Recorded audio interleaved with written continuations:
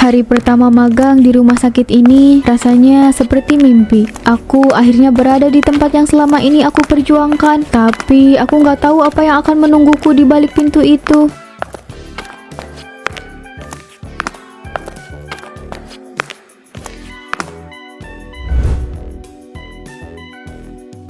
Selamat pagi, Pak. Bagaimana kabarnya hari ini? Alhamdulillah nak, sudah lebih baik. Semoga harimu juga baik ya. Amin, Pak. Terima kasih. Semangat ya.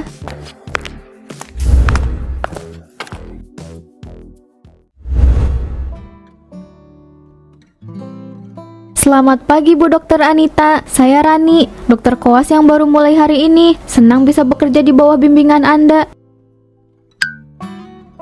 Kamu Rani ya? Oke, dengerin. Aku nggak suka orang lambat dan ceroboh. Hari ini kami ikut visit pagi. Setelah itu, kerjakan semua laporan pasien gedung C. Dan pastikan nggak ada kesalahan. Paham? Paham Bu Dokter. Saya akan berusaha sebaik mungkin. Jangan cuma berusaha. Pastikan hasilnya sempurna. Dokter Anita, kesan pertama yang aku dapat darinya adalah tegas, dingin, dan menyeramkan. Tapi aku yakin aku bisa membuktikan kalau aku mampu.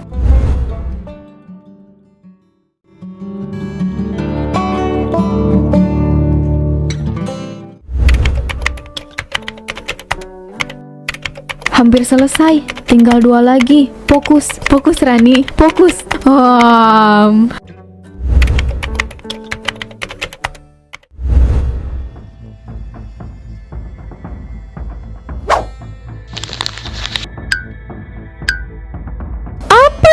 Kamu bahkan gak bisa mengisi diagnosis dengan benar. Pasien ini pneumonia, bukan TBC. Kamu tahu nggak bedanya? Maaf Bu Dokter, saya akan segera memperbaikinya. Gak usah, aku sendiri aja yang akan perbaiki. Kalau menunggu kamu, pasien keburu mati. Udah sana, keluar kamu dari ruangan saya.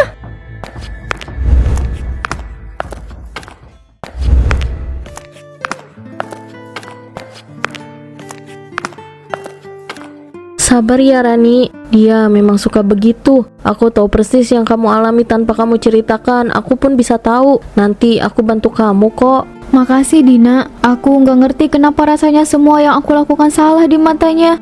Aku tahu aku salah, tapi kenapa rasanya semua yang aku lakukan salah di matanya? Aku mulai bertanya-tanya, apa aku memang nggak pantas di sini?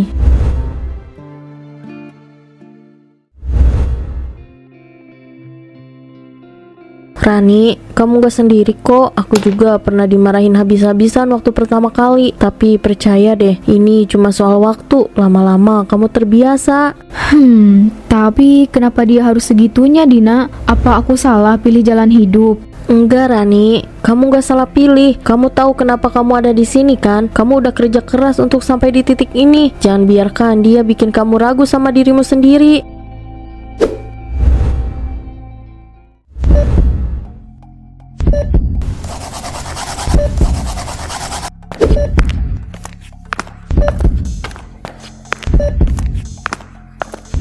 Pak Haris, pasien ini harus segera dipindahkan ke ruangan umum.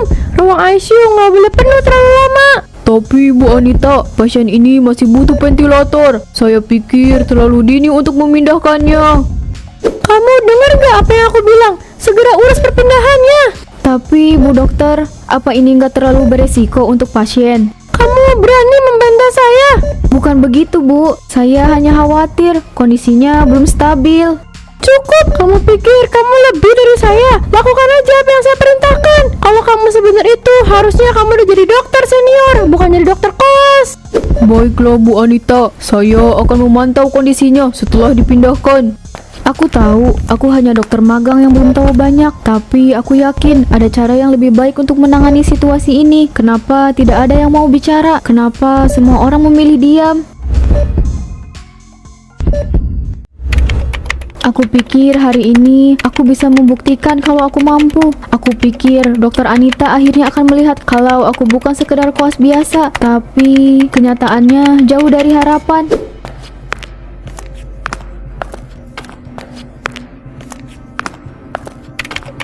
Rani, laporan pasien di gedung B sudah selesai. Sudah hampir selesai, Bu Dokter. Tinggal mencocokkan hasil laboratorium saja. Bagus, setelah itu ambil dokumen-dokumen ini dan buat laporan komplit. Jangan lupa cek ulang data rekam medis pasien. Kalau ada yang salah, kamu yang tanggung jawab. Tapi Bu Dokter, bukannya bagian administrasi ya yang biasanya mengurus ini? Mereka yang lebih tahu soal data pasien dan dokumen-dokumen seperti ini. Kamu lagi-lagi membantah saya. Kalau saya bilang kamu yang urus, ya kamu yang urus. Bagian administrasi itu sibuk. Mereka nggak punya waktu untuk hal-hal seperti ini. Dan jangan lupa, kamu cuma koas. Tugas kamu itu ngurusin hal-hal kayak gini, bukan cuma menunggu perintah dari orang lain. Baik Bu Dokter, saya akan kerjakan sekarang. Aku tahu ini nggak adil, tapi aku juga tahu kalau aku nggak punya pilihan. Aku cuma dokter magang. Kalau aku melawan, aku nggak tahu apa yang akan terjadi. Ini adalah cara mereka mengukur seberapa kuat kita bertahan dalam tekanan. Tapi kenapa rasanya semakin sulit untuk menahannya? Kamu bisa, Rani. Kamu pasti bisa. Jangan menyerah. Semua ini cuma sementara. Kalau kamu lakuin ini dengan baik, suatu hari nanti kamu akan dihargai. Aku merasa seperti sudah kehabisan tenaga, tapi aku tahu kalau aku berhenti sekarang, semuanya akan sia-sia. Mereka akan menganggap aku lemah, dan aku nggak bisa membiarkan itu terjadi. Tapi kenapa rasanya seperti aku sedang berlari di tempat, tidak bergerak maju sedikit pun.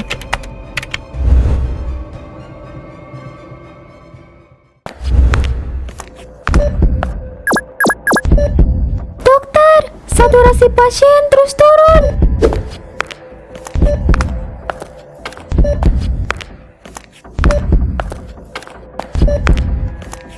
Naikkan level oksigennya. Kita pindahkan pasien ini ke ruang ICU. Tunggu Bu Dokter, saturasinya masih turun. Bukannya lebih baik kita cek penyebabnya dulu sebelum memindahkan pasien? Kamu dokter atau saya yang dokter di sini? Jangan mengajari saya. Maaf Bu, saya hanya berpikir kalau ini beresiko untuk pasien. Mungkin ventilatornya perlu diperiksa ulang. Kamu pikir kamu lebih pintar dari saya? Ini terakhir kali aku dengar kamu bicara seperti itu. Kalau kamu nggak suka caraku bekerja, keluar saja dari sini. Naikkan aliran oksigen jadi 15 liter per menit. Pastikan saturasinya stabil sebelum kita pindahkan. Baik Bu Dokter. Aku tahu aku salah bicara, tapi aku juga tahu aku nggak bisa diam melihat pasien dalam bahaya. Mungkin aku memang terlalu naif untuk dunia ini.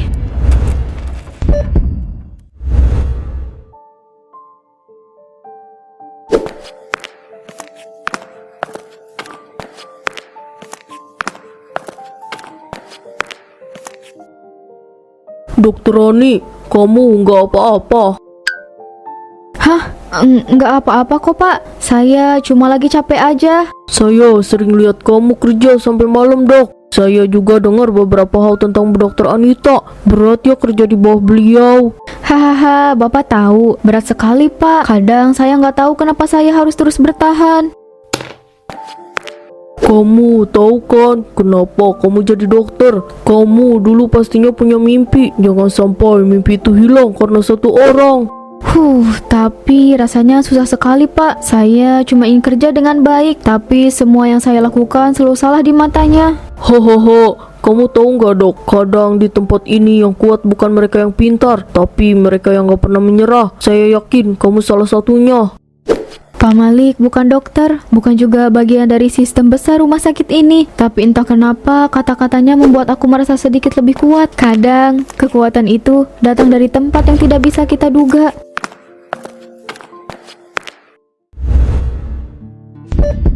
Aku mulai merasa ini bukan tempatku. Segala usaha terasa sia-sia.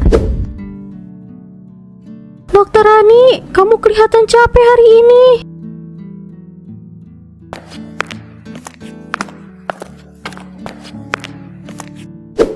Enggak kok Bu, cuma kebetulan lagi banyak tugas aja. Hehehe, jangan bohong sama orang tua. Mata kamu itu seperti yang habis kehilangan sesuatu. Mungkin Bu, kadang saya merasa kehilangan semangat. kehilangan semangat. Kamu kan dokter muda yang pintar. Semangat itu bagian dari dirimu, Nak. Jangan biarkan orang lain mengambilnya. Tapi Bu, saya merasa semua yang saya lakukan salah. Ada dokter senior yang terus menekan saya. Apa saya memang gak cocok jadi dokter? Nak, jadi dokter itu bukan soal cocok atau enggaknya. Ini soal panggilan hati. Kalau hati kamu bilang ini jalanmu, kamu harus bertahan. Tapi rasanya berat sekali Bu. Saya selalu merasa tidak cukup baik. Setiap hari saya seperti gagal. Saya tahu rasanya, Nak. Saya dulu guru. Tahu kan rasanya ditekan, dianggap remeh. Tapi saya selalu ingat, saya ada di sini bukan untuk mereka yang meremehkan saya, tapi untuk anak-anak yang butuh ilmu saya. Bu, apa enggak capek bertahan seperti itu? Hahaha, capek. Pastilah. Tapi ada kebahagiaan yang lebih besar dari itu. Kebahagiaan karena tahu kamu berjuang di jalan yang benar. Dan percayalah, setiap kesulitan yang kamu lalui akan menjadi bagian dari kekuatan nanti. Kata-kata Bu Ningsih seperti menyalakan lilin kecil di hatiku. Mungkin memang aku harus bertahan.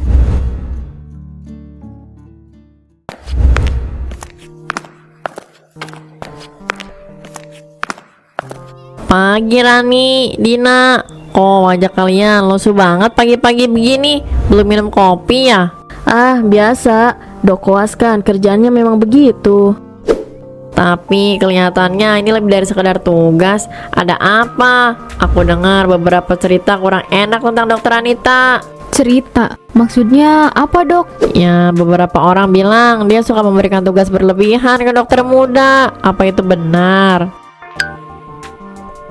Iya Dok, kami sering dapat tugas yang rasanya nggak masuk akal. Kadang kami juga dimarahi di depan banyak orang. Kenapa nggak pernah ada yang melapor?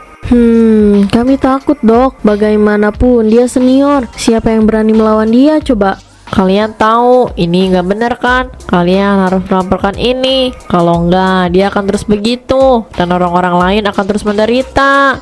Tapi Dok, kalau kami melapor, karir kami bisa habis sebelum dimulai. Aku paham rasa takut itu. Tapi percayalah, kalau kalian bergerak bersama, suara kalian akan lebih kuat. Aku di sini untuk mendukung kalian. Kalau kalian mau melapor, aku bakal bantu. Kata-kata Dokter Fitri menggema di kepalaku. Mungkin sudah saatnya kami berhenti diam, tapi aku nggak tahu apa aku cukup kuat untuk melakukannya.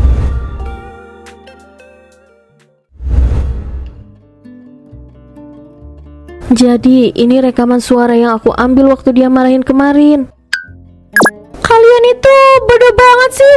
Masih belum resmi jadi dokter aja kerjaannya lelet banget. Kerja yang benar biar jadi kayak saya. Kalian para dokter muda harus cium kaki saya sebelum resmi jadi dokter di rumah sakit ini. Hahaha. Aku nggak tahu apa ini cukup, tapi aku rasa ini bukti yang kuat. Kita juga punya catatan tugas yang dikasih. Dari tugas yang dia kasih, semua perlakuan dia ke kita, dan juga bukti ini. Apa itu cukup? Tapi apa kita yakin untuk melakukan ini? Kalau laporan ini sampai gagal, kita semua bisa kena imbas. Kalau kita nggak melawan sekarang, kita akan terus jadi korban. Dan bukan cuma kita, orang-orang setelah kita juga akan merasakannya. Kita harus berhenti takut. Baiklah, kita akan melakukannya bersama. Kita harus yakin ini akan berhasil. Saat aku menyerahkan laporan itu, tanganku gemetar. Aku takut, tapi di saat yang sama, aku merasa kuat. Ini bukan hanya tentang aku, ini tentang semua orang yang pernah dan akan menjadi korban.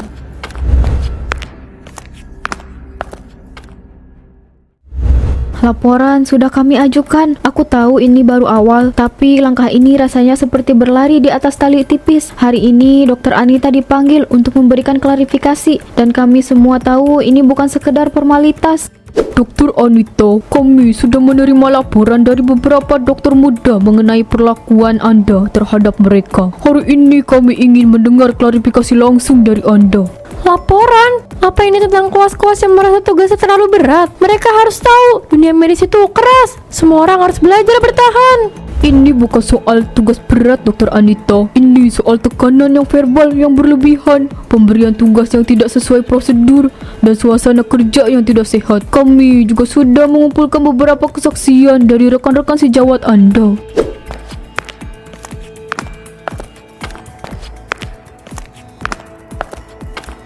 Pak Malik, Anda telah bekerja di sini bertahun-tahun. Apa yang bisa Anda sampaikan terkait dengan situasi yang telah dilaporkan? Saya sudah lama memperhatikan Pak. Dokter Anita sering memarahi koas di depan umum, bahkan sampai ada yang menangis di taman. Saya tahu saya cuma petugas kebersihan, tapi saya nggak tahan melihat mereka diperlakukan seperti itu. Mereka berjuang keras, tapi malah terus ditekan. Pak Malik akhirnya bicara. Dia yang selalu diam, selalu menjadi bayangan di sudut rumah sakit, kini menjadi suara yang paling lantang. Dan itu membuatku merasa kami gak sendirian. Dokter Anita, apakah Anda ingin memberikan penjelasan lebih lanjut sebelum kami mengambil keputusan? Saya nggak pernah bermaksud menyakiti siapapun. Tapi saya tahu apa yang saya lakukan salah. Saya hanya terlalu terbawa oleh tekanan pekerjaan ini. Bisa Anda jelaskan lebih detail apa yang Anda maksud dengan terbawa oleh tekanan pekerjaan?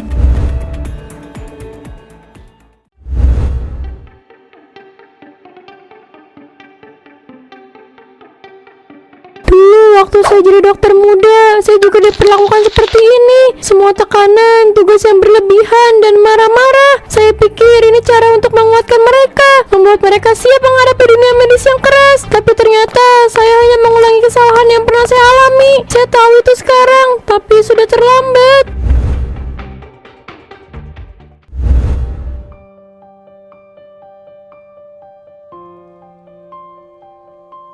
Aku nggak tahu harus merasa apa. Sebagian dari diriku ingin memaafkannya, tapi bagian lain masih terluka. Dia mengerti apa yang kita rasakan, tapi kenapa dia melakukannya pada kita? Mungkin ini bukan soal memaafkan, tapi soal menghentikan lingkaran ini. Kita nggak bisa terus berputar di dalamnya.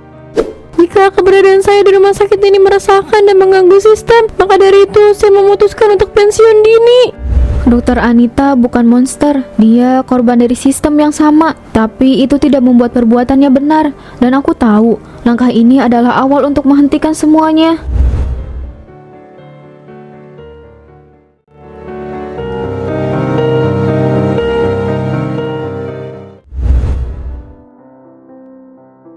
Rasanya beda banget sekarang ya. Kayak kita benar-benar bisa napas tanpa ada rasa takut.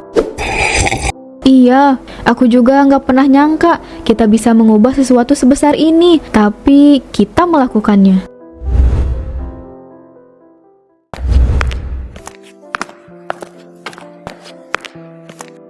Bu dokter, saya dengar ibu mau pensiun. Iya, mungkin sudah waktunya. Saya harus belajar banyak dari kesalahan yang saya buat. Saya tahu sekarang bahwa cara saya dulu tidak benar. Saya cuma pengen bilang terima kasih untuk pelajaran yang saya dapatkan, baik yang baik maupun yang buruk. Saya akan berusaha menjadi dokter yang lebih baik, dan semoga ibu menemukan kedamaian dalam keputusan ini. Kamu sudah menjadi dokter yang baik, Rani. Jangan berhenti menjadi dirimu sendiri. Jangan biarkan sistem ini merusak semangatmu. Lingkaran itu akhirnya terputus. Aku tahu perjalanan ini belum selesai, tapi aku merasa lebih kuat, bukan hanya untuk diriku sendiri, tapi untuk semua orang yang percaya pada kebaikan.